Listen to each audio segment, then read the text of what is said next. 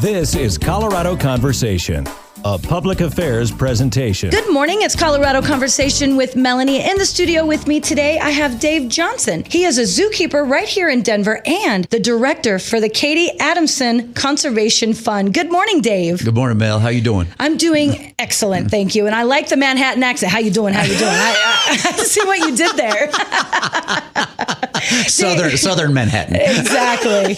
Well, we have some exciting stuff we want to tell our listeners about today. First of all, let us know what led you to become a zookeeper. I always loved animals growing up, and my parents would take me to zoos and national parks. That's where I always wanted to visit. I pretended I was an ostrich for 3 days. Kept your head in the sand? Yeah. I pecked at my food and had wings and had to go see my first therapist. So it ended up just being a real animal interest. Studied wildlife biology, started working at the Nature Center in Asheville, North Carolina when I was 15. Wow. And just have always been an animal nerd. So these are the only jobs that I ever wanted. So it's been perfect for me. Well, it seems like you've been doing some great stuff. First of all, I want to let our listeners know what exactly is the Katie Adamson Conservation Fund and how did it all get created? We started it 8 years ago with the loss of one of my Zoo Explorer scouts. Katie had worked with us since she was 13 through the Zoo Crew and the Explorers program with the scouts, and just a very dedicated young gal who wanted to be a zookeeper, wanted to go with us to Nepal and do some conservation efforts. But sadly, a Ewing sarcoma took her from us in 2014. So me and Ray talked to her parents and said we wanted to start a nonprofit in her honor. And 8 years later, now we are moving into our 24th country, taking people around. We've taken over 150 people to Nepal. We've built a wildlife veterinary hospital. We collar elephants and go work all around the globe on these conservation initiatives and getting the people in Denver engaged. Well, I can tell you here recently, I've been watching a Netflix special on the animals in the Delta. And I have to tell you, the life that they have to live and how important they are to our ecosystem, I don't think a lot of people understand that. And that it's very important that we conserve them, that we save them, that we do everything we can as humans to give them what they need. Everything is tied together.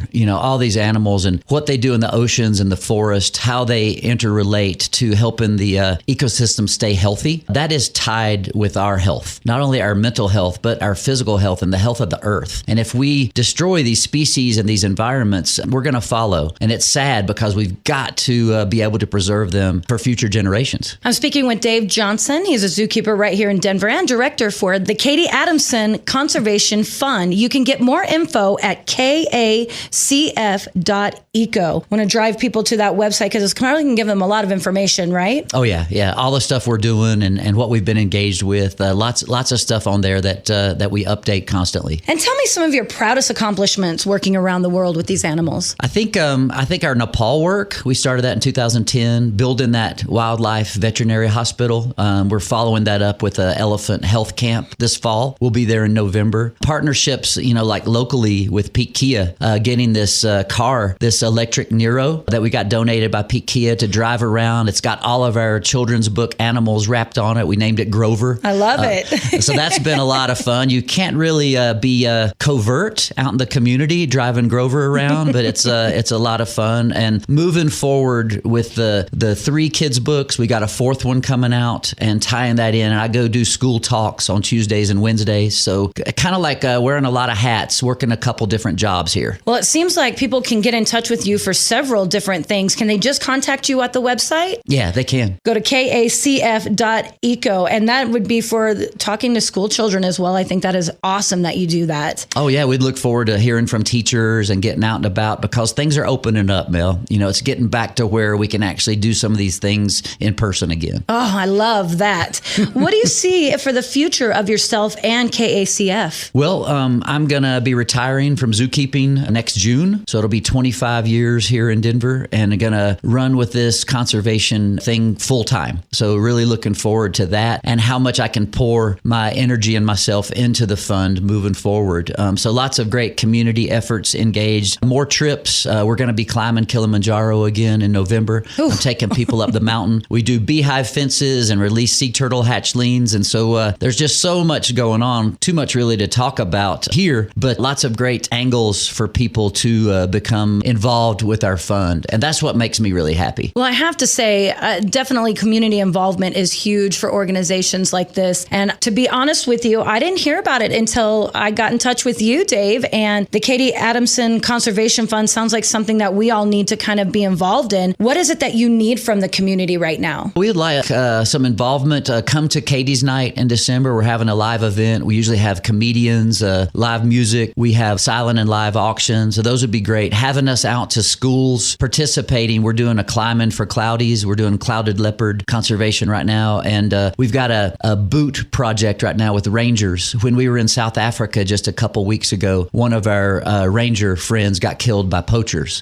So we're doing a boot drive and getting boots to all those guys that are training to protect rhinos in the field. So that's just some of the ways that people can help us and become rhino warriors. You know, that's kind of what we call the people that engage with us. But it started with rhinos and elephants. Those are animals I work with, and now we're doing all these species and all these environments. Because once you get a taste for that, Mel, once you get excited and get the people involved, they just want to help in so many different ways. So it's been a constantly evolving community effort. If you're looking for more information on how you can get involved, you just go to KACF.eco, and that's to help out the Katie Adamson Conservation Fund. Dave, let us know just how important, the dollars, definitely, resources, volunteers. What is it that you're in need of right now so much? We would love some sponsorships for people for Katie's Night. Businesses, we'd love to get involved. It's a tax write-off. We're a nonprofit, so people can get involved with their companies, their family funds, trust. Involving us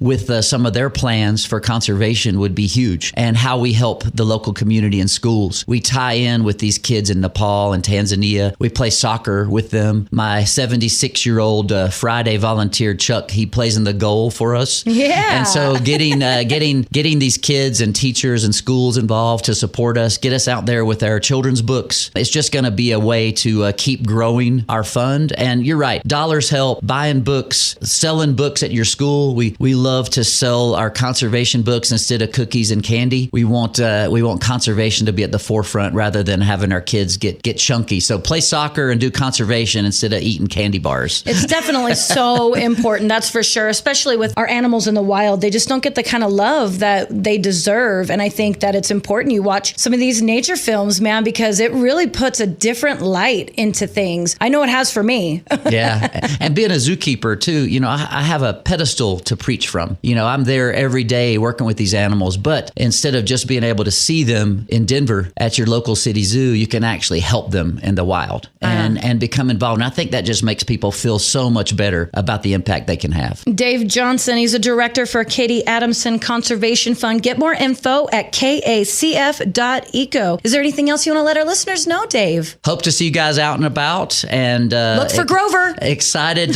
spot Grover, get some books and some bracelets on the kids, and just really excited about the potential for some new partnerships. I'm excited for you, Dave. I appreciate you coming in, taking the time, and letting our listeners know exactly what you're doing with the Katie Adamson Conservation Fund. Thanks, Mel. Get more info at KACF.eco. This has been Colorado Conversation with Melanie. Have a fantastic weekend. This has been Colorado Conversation, a public affairs presentation. If you'd like your local nonprofit featured here, contact us through the station's website. Let us know a little bit about your organization and how you serve the community. Until next time, continue to make a difference where you can.